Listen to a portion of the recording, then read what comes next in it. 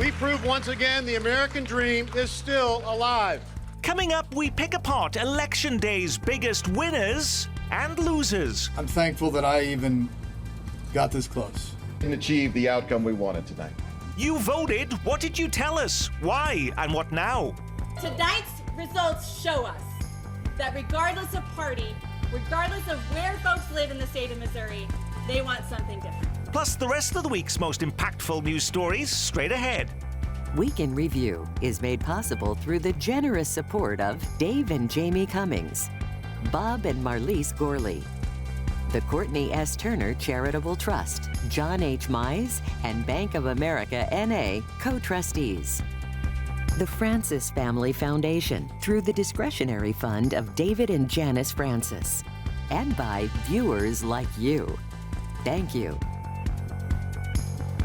Hello and welcome, I'm Nick Haynes. We've been picking apart your vote this week after Tuesday's big election. What on earth happened and what happens now? For the answers, we turn to Kyle Palmer with the Johnson County Post. Tracking the news from behind a microphone at 95.7 FM KCMO, Pete Mundo. Political analyst and former Star newsman Dave Helling. And at the helm of our Metro's newest newspaper, Next Page KC, Eric Wesson. Dave Helling, complete this sentence for me. The biggest surprise on election night was blank. The biggest surprise to me was Jay Ashcroft finishing third in the Missouri Republican primary. Ashcroft had name recognition, lots of money, statewide office. He was Secretary of State, is Secretary of State. You would think that he would perform better than, say, Bill Eigel, who was basically unknown outside of St. Louis. So that was a surprise to me. More broadly, I think I was also surprised by the problems that the most Trumpy candidates seemed to have at the ballot box. It did seem like we were snapping back a little bit to a more traditional approach in the Republican Party. The biggest surprise for you on election night was what, Eric? The margin of victory for Melissa Johnson for Jackson County prosecutor. I thought it would have been a little bit closer. But she won. She worked hard. She won. So what happened there? Because we were told that because there were two African-American candidates, very strong candidates, they were on the show just a couple of weeks ago, that they would split the black vote, giving a clear path for John Gromowski to win that election. Politically, what happened, I believe, is that people in eastern Jackson County, instead of getting a Democratic ticket, they got a Republican ticket so they could vote for Keogh, and that kind of changed the dynamics with it. So a lot of those Republican voters who might have been inclined towards John Gromowski never had that chance to vote for him. Right, because they had to vote for Keogh, because that was supposedly a tight race as well. On the Kansas side, the biggest surprise for you, Kyle? Not the fact that Sheriff Calvin Hayden lost his primary, but maybe the margin of victory. I think he was soundly beaten by his former undersheriff, Doug Bedford. And to Dave's point, I think it might have been an indication that Hayden's campaign really centered around his ongoing or now paused elections investigation did not resonate with, again, emphasized Republican primary voters, which demographically would be, you would think, the group most inclined to go with that type of argument. So the fact that he lost by double digits to his former underling is notable. If we go back in time, though, the last time he ran for a re-election, he didn't have any opponents whatsoever. Yeah. So if he had not started that election fraud investigation, would he still be the sheriff? That's a good question. We'll never know, but he made that a central part of his campaign. And I mean, even a week before the election, he was holding an event with his organization, True the Vote, one of the organizations behind the 2000 Mules documentary. So he wasn't shying away from it. He wasn't backing off of it, even though the investigation itself, he said, had been paused. But it had become a central part of his, at least public persona in Johnson County. Now, it doesn't mean that Doug Bedford, his opponent, though, is the new sheriff in town, because there is going to be a general election. I mean, there is a Democrat in that race, the police chief in Prairie Village. Yeah, Byron Roberson has an interesting biography himself. He's the first, as far as we know, first black police chief in Johnson County history, career in law enforcement and military. So he is a strong candidate, Democrats believe. But I think they may not say it out loud, but Democrats were probably hoping to get Hayden in the general election because it's a clearer foil to Roberson. Bedford and Roberson, there's less daylight actually between them on the issues. Pete Mundo, the biggest surprise for you on election night was what? Well, three great choices. I'm running out of options here, so I'm going to go with Amendment 4, just the margin of victory or lack thereof on Amendment 4, which, of course, was a statewide ballot issue that maintained that Kansas City, Missouri has to fund the police department to the tune of 25%. It was on the ballot 2 years ago. It won by 25 points. It won by less than 2 the other night. So what are we to make of that? Why do you think it was that close, Eric? Because people didn't understand what it really was and why were they voting for the same thing over again. I think that was the biggest thing. And, you know, if you really stop and think about it, over the past couple of years, the mayor and the city council has given the police department an exceedingly extra amount of money, you know, the raises, and so I think people thought the issue was resolved when the city council did that. Mayor Quinton Lucas said or in one tweet that he viewed it as sort of a statistical tie in his mind, and that was evidence enough for him to say, we're going to put forward a proposal to put on the ballot local control for Kansas City Police. Is that the wrong message that came out of that election, or do they now have a shot at doing that? They do. He said on my show on Thursday that this is a priority for him now to get a statewide ballot initiative to get local control of the Kansas City, Missouri Police Department. So he's using the fact that the margin was so small in Amendment 4 and he had, you know, no funding to speak of on the no side, that maybe there's some enthusiasm to give Kansas City politicians the local control of the police department. But there was no funding on the yes side either. So that's kind of a bad analogy. There was no funding on the no side because the no side didn't try to raise any money. I mean, the mayor taking credit for what should have been a more aggressive campaign in Missouri is really ridiculous. And local control would be very difficult statewide, but it'll be impossible if they try to do it for free. There was a time in Kansas City, Nick, you'll probably remember this, when if you had a local issue of importance, you could pick up the phone, call the Civic Council, call Hallmark, call Sprint, you know, call all the leaders in the chamber and raise $1 million. Now, $1 million isn't a lot of money in a statewide race, but it might have made a little bit of a difference. No one makes that phone call anymore, and until you start making those calls, raising money, and take it seriously, you're never going to get local control. Look, there were hundreds of different races and issues on the ballot on both sides of state line. Who was the biggest winner on election night, Kyle? Well, you know, kind of flying under the radar, Johnson County District Attorney Steve Howe was the single biggest vote getter of any candidate in Johnson County on Tuesday night. He's seeking his 5th term as district attorney. He got a little mixed up in that elections investigation by Sheriff Calvin Hayden, but distanced himself enough from it that he was not penalized electorally by voters, and so he was able to easily fend off an internal Republican Party challenge. Now, he's going to face a formidable challenge in November. That race in a Democrat still technically too close to call, but both of those candidates, I think, could pose a formidable challenge to him. And the Democrats really have been gunning for that office and for Steve Howe for years. I know that, but and then 4 years ago, he had another challenger then, which was Zach Thomas then. I was told at that time, Steve Howe is toast. He's not going to win, and yet he wins comfortably. Yeah, and Zach Thomas is now, was another Democratic candidate this year, trailing Vanessa Rebley, former assistant DA. So he'll face one of those two, Howe will. But yeah, his margin of victory, the ease with which he sailed through primary night, suggests he still has a lot of support among Republicans in Johnson County. The biggest winner on election night was what? Biggest winner, Mike Parson. Did well on his endorsements. Even Mike though he wasn't Kehoe, on the ballot. Mike Kehoe, exactly. Mike Kehoe wins. Vivek Malik, his treasurer, wins. And Andrew Bailey, the attorney general, wins. And they won fairly comfortably. Mike Kehoe was down 30 points a few months ago. Andrew Bailey thought that might be close with Will Scharf, who was always on Fox News, one of Donald Trump's attorneys. But, you know, Andrew Bailey was picked by the governor, his former general counsel, to be the AG, and he won by 20-plus points. So Mike Parson had a good night on endorsements, and a lot of those more traditional candidates ended up winning. You mentioned then, so Mike Kehoe was appointed by the governor, and he was endorsed by the governor. If he does win the governor's race, is it a third term for Mike Parson, or are they different? No, they're different. They're different. What would be the biggest difference, do you think? Leadership.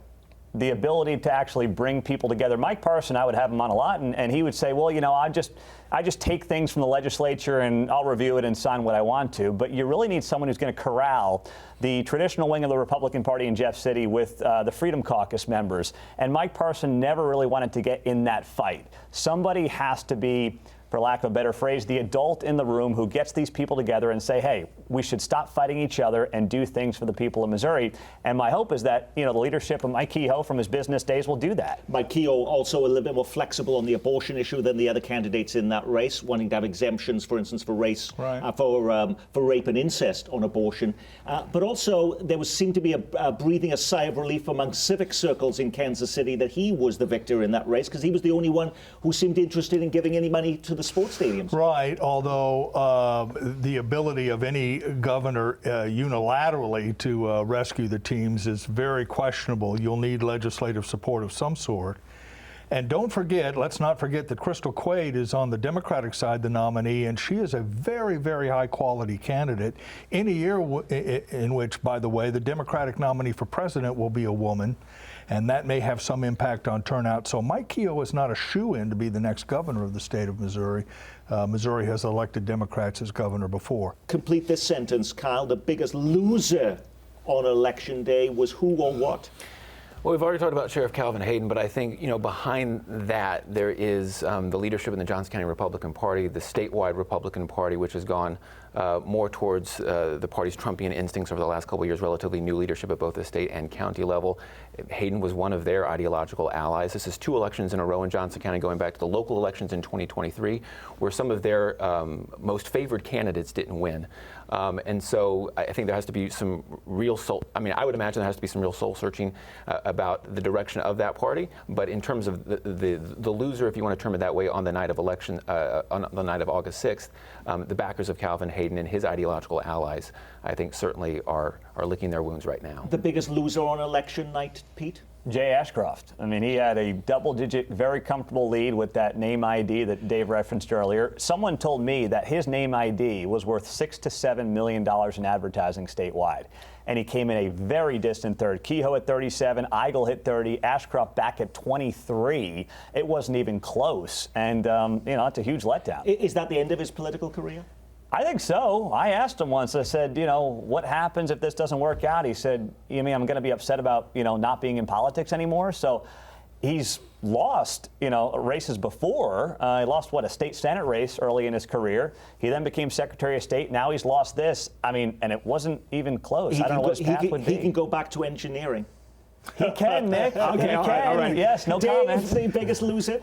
By the way, Jay Ashcroft was his own worst enemy, don't you think, Pete? I mean, he was just such a jerk on radio and other places, public appearances. He was not a smooth politician. Yeah. I will say he didn't connect with people the like way he his thought father he would. Well, did. I would say this, though. We did a whole event with him earlier in the year on cancel culture. He was a delight on and off camera. Yes. He was funny. I couldn't believe how human and pleasant he was behind the scenes.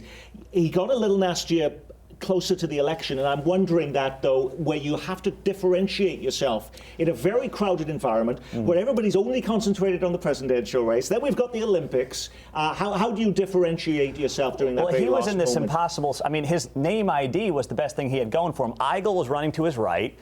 Kehoe was the traditional guy, and he was kind of running as this in-between candidate between the further right and the centrist candidate, and he never found anything to latch on to. Did you find all of them's message was the same: immigration, China. They had flamethrowers and assault weapons, and I'm like, what does that have to do with governing the state are the big of the loser. Maine? But let me throw out one other loser quickly from this election cycle. I was surprised at the margin of loss for Amendment 1, which was the child care tax credit. Yeah. You would think that tax cuts and child care would be popular items for the state to address in Missouri, particularly in rural areas where child care may be more difficult to find, even though it's difficult everywhere. And yet it wasn't close in that race. I thought that was interesting. Now, every election cycle sees new twists and turns. What was the best or worst campaign strategy we saw during the 2024 election? I'm going to start on this one myself. What was it, the demise of the debate? Mike Keogh just won the Republican nomination for governor without ever debating. He declined every single invitation. But even when there were debates, there were some strange moments. Here's the debate in the Kansas 2nd Congressional District, where one candidate decides to use his moment in the primetime spotlight to propose to his girlfriend. So, Nicole Poley, if you're out there, will you marry me? That's a first. And then there was the candidate who decided to give up his allotted time to pray. But now you know me and you know what I stand for. So I'm going to give the next 30 seconds to my God, and I'm going to bow my head to him.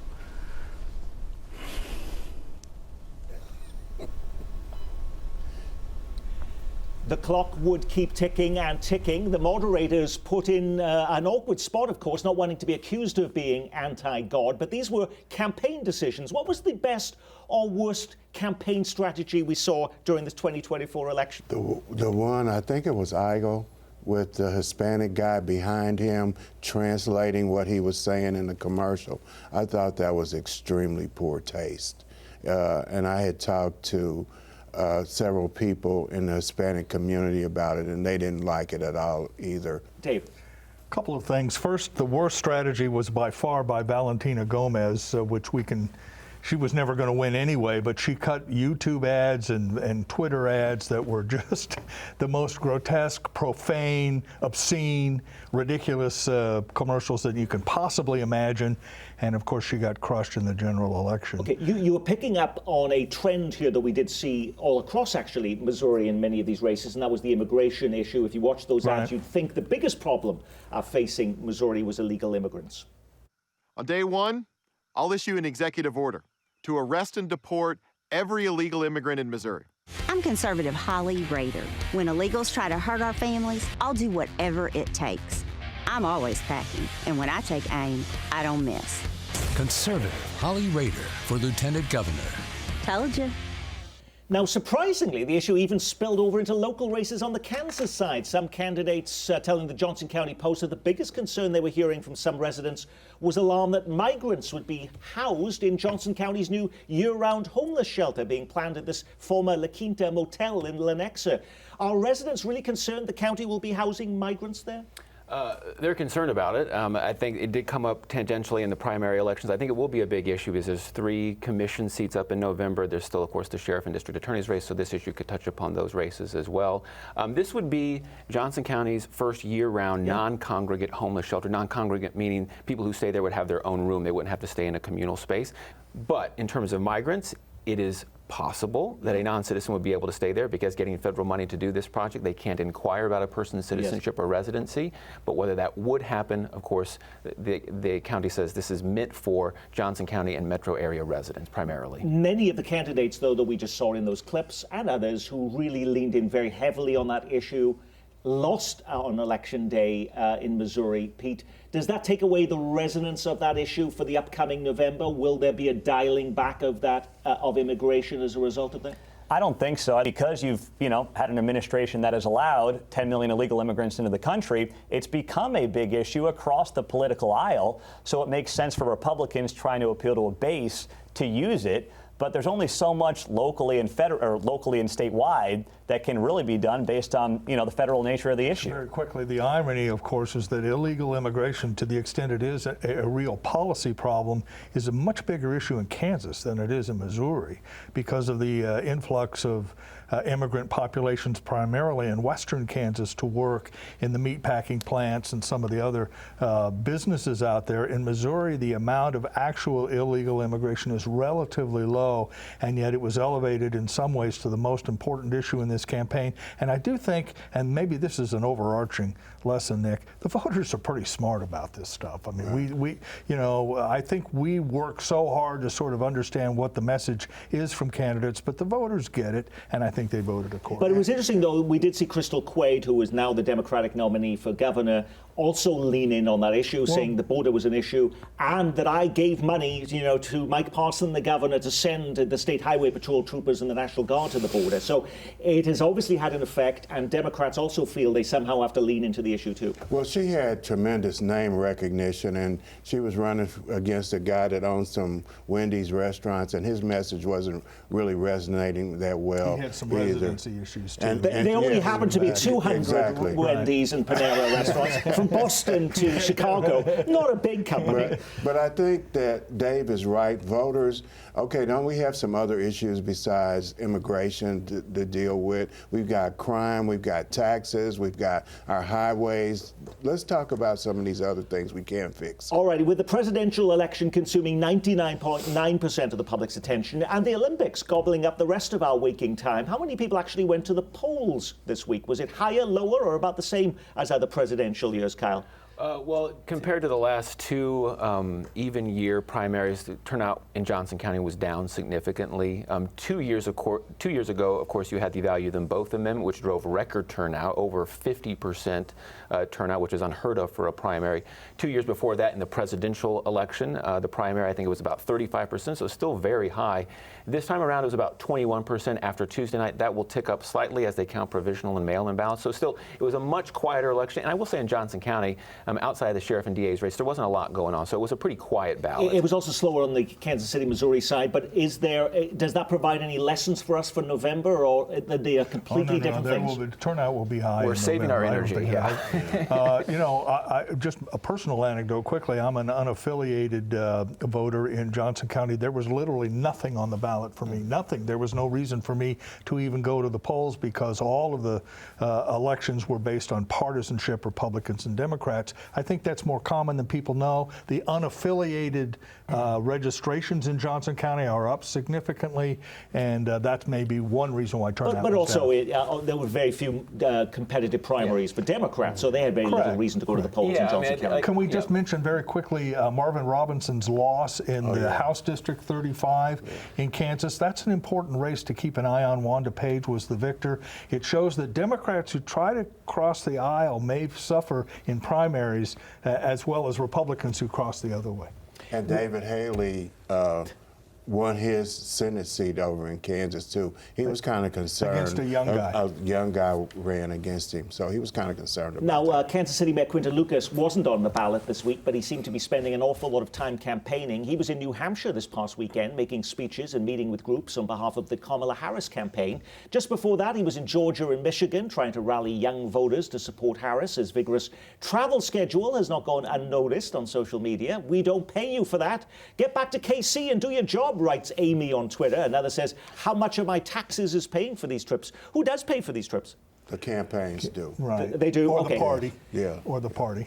Can he do both jobs? I mean, he likes to say, I can basically, walk and chew gum at the same time, Pete. I mean, but is this hurting him politically that he is spending so much time out of state now campaigning for a Democratic candidate for president and not on the job when we had 3 homicides in 12 hours? And we still haven't fixed the stadium issue. It's not hurting him politically because he's a lame duck, so it doesn't matter. I mean, I think he realizes for his political future, there is no path really anywhere in Missouri. You can talk about Cleaver's seat, but he's not going anywhere anytime soon. He can't win a statewide race in Missouri. So for his own political future, this makes sense. Is it the best thing for Kansas City? You saw the tweets and the posts on X, and I think a lot of people are feeling that way. Well, with the election gobbling up again much of the attention this week, I think our biggest story miss segment could take up to an hour, 49 minutes of that, just to talk about Quincy Hall, the Raytown South graduate, claiming Olympic gold this week in Paris in the 400 meters. But I'm going to concentrate instead on just 2 intriguing stories briefly, one in Kansas, one in Missouri. Did you see that the Hereford House in Leawood closed this weekend? 4 months after a restaurant worker admitted to contaminating food with his bodily fluids. Kyle, you had people quoted in your newspaper saying they were heartbroken. Clearly not enough people heartbroken, though, to keep the doors open. That's what it seems, and we should say the restaurants, other locations around the Kansas City Metro, including one in Shawnee, will remain open. So it seems germane to this location, really suffering the fallout from this incident, which restaurant officials and even local municipal and business officials in Leawood always tried to chalk up to just one, depraved individual making a series of bad choices. And how much can you hold the restaurant accountable for that? But I think from the start, after that news came to light, you could see they were in trouble. There have been at least 10 lawsuits filed in the wake of that. People saying they got sick in the time that this man was active in the kitchen. I think for people in that community, it is a loss. It is a central pillar of the kind of civic life down there. You have graduation ceremonies and graduation parties and receptions there all the time, and Rotary Club, and even the local GOP has met there. So it is a big institution, but as one city council member said, it's such a prominent space, a big space, something's likely to move in pretty soon after. I met several people who told me they were trying to help the restaurant with rebranding, but you couldn't rebrand your way out of that? No, that was too much. Destined for failure once it became public.